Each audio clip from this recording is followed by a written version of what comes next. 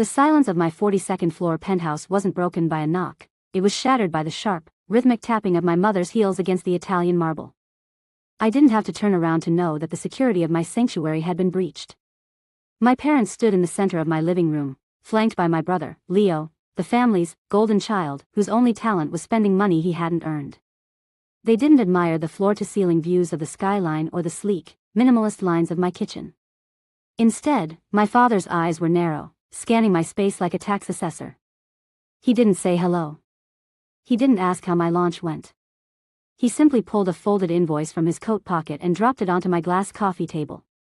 "The elevator ride was a bit slow, Elara," he remarked, his voice dripping with a casual, terrifying entitlement. "But I suppose that's the price of luxury, a price we're here to collect. That I was never the daughter they invested in, I was the background noise they expected to fade into the furniture."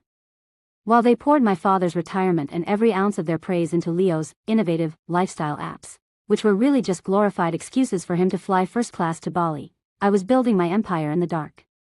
I learned to code at 16 on a laptop with a cracked screen, hidden under the covers of the bed they reminded me was theirs. I didn't ask for a loan, and I certainly didn't ask for permission. I built my first $1 million brand between the hours of 2 a.m. and sunrise, navigating global supply chains while they were applauding Leo for finally finishing a community college semester. My anonymity was my greatest asset. I knew that the moment they smelled success, they would treat me like a natural resource to be mined. To them, my silence wasn't hard work, it was a lack of ambition. They were wrong. The escalation didn't start with a shouting match, it started with a cold, digital pulse. 2 days before my global merger, the deal that would solidify my empire, my biometric login failed. Access denied. Code 44B. My breath hitched. I didn't need a phone call to know who had pulled the trigger. My parents hadn't just sued me, they had launched a preemptive strike, filing a nuisance lawsuit for promissory estoppel. Their claim? That because I had registered my initial domain name while using their Wi-Fi, the entire corporation was family property. By noon, Leo was broadcasting a tearful live stream, portraying himself as the visionary behind my brand and me as the greedy sister who locked her own mother out of her home. The comments section became a firing squad. While the world watched the curated drama, my manufacturer sent an automated alert: payment was overdue, and the production line was shutting down. They weren't just trying to win a legal battle, they were trying to starve my business into a forced settlement. They wanted me on my knees, begging for the crumbs of my own success. The fear didn't paralyze me, it crystallized into a weapon.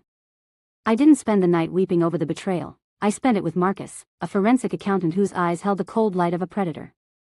While my parents slept in the house they thought they had secured, we were dissecting the digital trail of their own greed.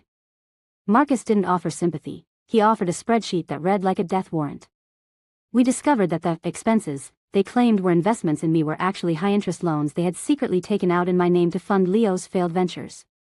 They hadn't just used their Wi-Fi to help me, they had used my identity as a credit shield for their golden child. By the time the sun hit the penthouse glass, we had the nuclear warhead ready. We weren't just going to defend my company, we were going to audit their entire existence. The audit was complete, the trap was set, and the numbers were about to scream. The courtroom was a vacuum of sterile air and low-voltage lighting, smelling of old leather and inevitable defeat. My parents sat on the plaintiff's side, projecting a carefully curated image of elderly fragility, while Leo practiced a look of wounded brilliance. Their lawyer wove a tapestry of lies, describing a devoted family whose life savings were hijacked by a cold-hearted daughter. The judge's gaze was like a frost, settling on me with clear disapproval. But then, Marcus stood up. He didn't use rhetoric, he used data.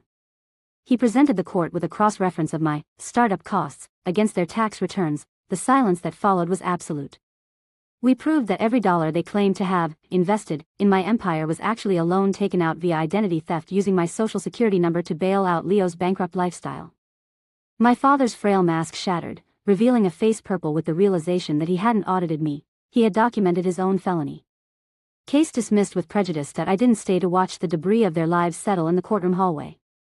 As my parents' desperate pleas turned into frantic arguments with their own lawyer, I walked toward the exit with a stride that felt lighter than air.